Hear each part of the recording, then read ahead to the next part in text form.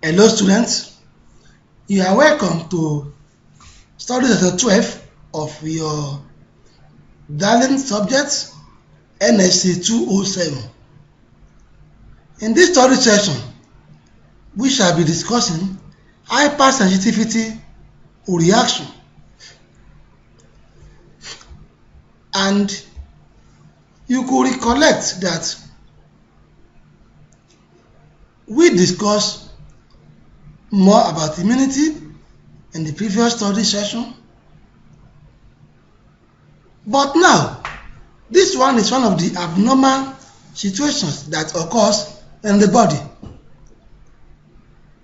This reaction is a condition whereby the body system is prone to respond abnormally to the presence of a particular antigen, which may cause a variety of tissue reaction ranging from serum sickness to an allergy such as a fever or the rarest form, which is anaphylaxis. Note the word in that definition, which is abnormally, or when the body responds abnormally to the presence of particular antigen. It shows that response of body to antigen is normal, but must not be abnormal in the way of responding. So when it's abnormal response, it becomes a problem, and that problem is referred to as hypersensitivity reaction. When you are through with this study session, you should be able to understand what we mean by hypersensitivity, and to explain different types of sensitivity reaction, to include mechanism, diagnosis, and treatment of those hypersensitivity reaction. How will you classify this reaction? You have type 1, which is immediate, type 2, which is called cytotoxic, type 3 is immune complex hypersensitivity, then you have type 4, which is cell-mediated or delayed hypersensitivity.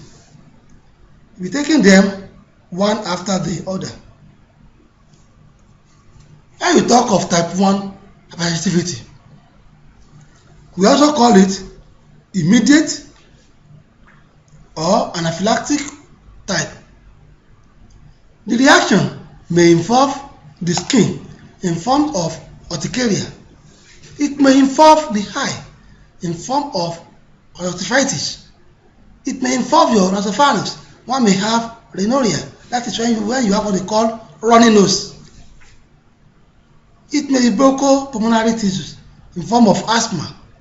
And then when we have gastrointestinal tract symptom in form of gastroenteritis. So with this, it is referred to as immediate hypersensitivity because it's mediated by immunoglobulin E. And the primary component of this reaction is the mast cell, what we call basophils. The reaction is amplified or modified by platelets, neutrophils, and eosinophils. Mechanism of reaction of this type involve preferential production of immunoglobulin E in response to certain antigen, which are known as allergen.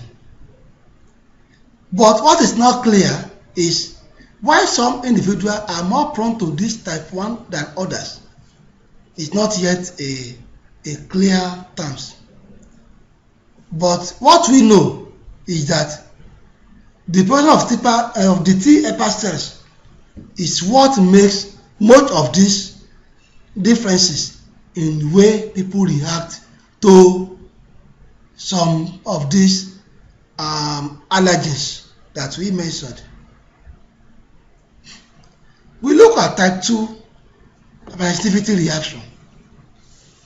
This one is also known as cytotoxic hypersensitivity and may affect a variety of organs and tissues. The antigens are normally endogenous. although some of them may come from outside and they are referred to as exogenous chemicals, which can attach to cell membrane and can also lead to type 2 hypersensitivity. Among those things that will come to your mind is the drug-induced hemolytic anemia. It's also a form of type 2 hypersensitivity reaction. And we have what we call granulocytopenia and thrombocytopenia. They are examples of type 2 hypersensitivity. It is mediated by hemoglobin M or hemoglobin G classes and complement. Type 1 is mediated by hemoglobin E, but this one is by hemoglobin M or hemoglobin G classes. And deletion of this kind of reaction could be diagnosed through screening of antibody and complement in that particular lesion. It can be treated by anti-inflammatory or immunosuppressive agents. But you can diagnose, like I said, through detecting circulating antibodies against the tissues involved, and you will do that biopsy by what they call immunofluorescence. Immunofluorescence. When we talk of type 3 sensitivity, it's also known as immune complex hypersensitivity. The reaction in this case may be general, but at times it may involve some local organs that are really affected. Skin may be affected, and that will be refilled in form of what they call SLE, systemic lupus erythematosus.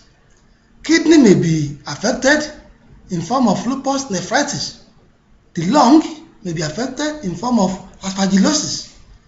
Blood vessels, the joints, in form of rheumatoid arthritis or other organs.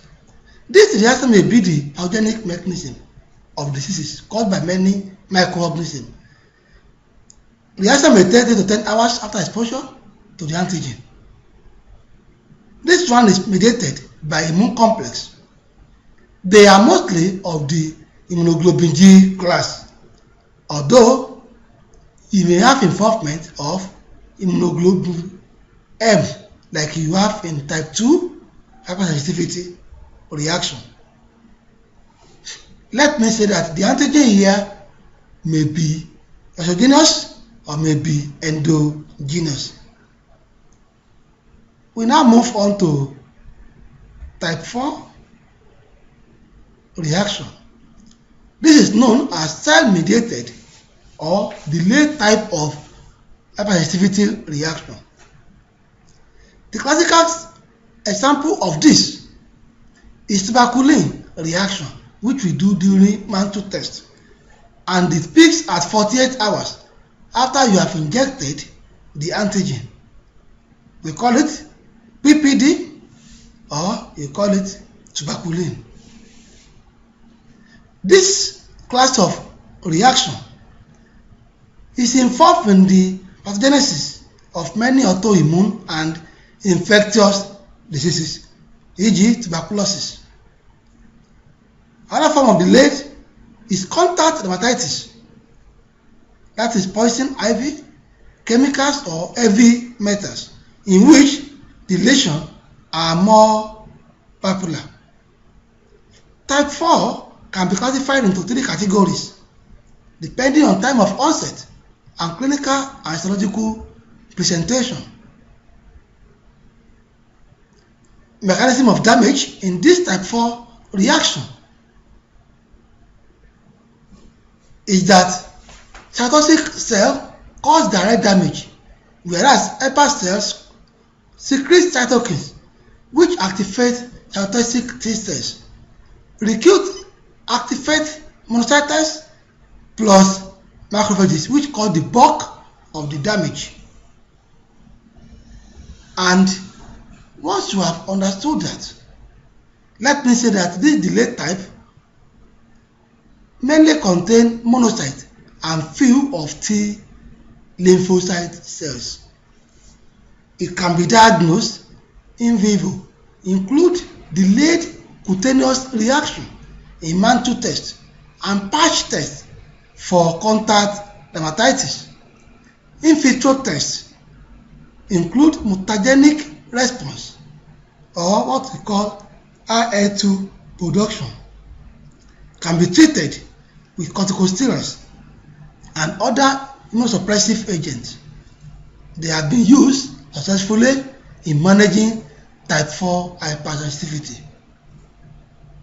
Let me say that you have been taken through all these 4 types of sensitivity, and you have been taken through how they could be recognized and the diagnostic tests alongside the treatment available to each form of hypersensitivity.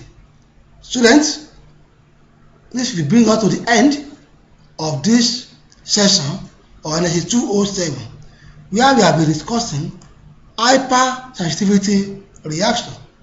When next we meet, we shall be discussing other relevant topics in SS1207, microbiology and physiology.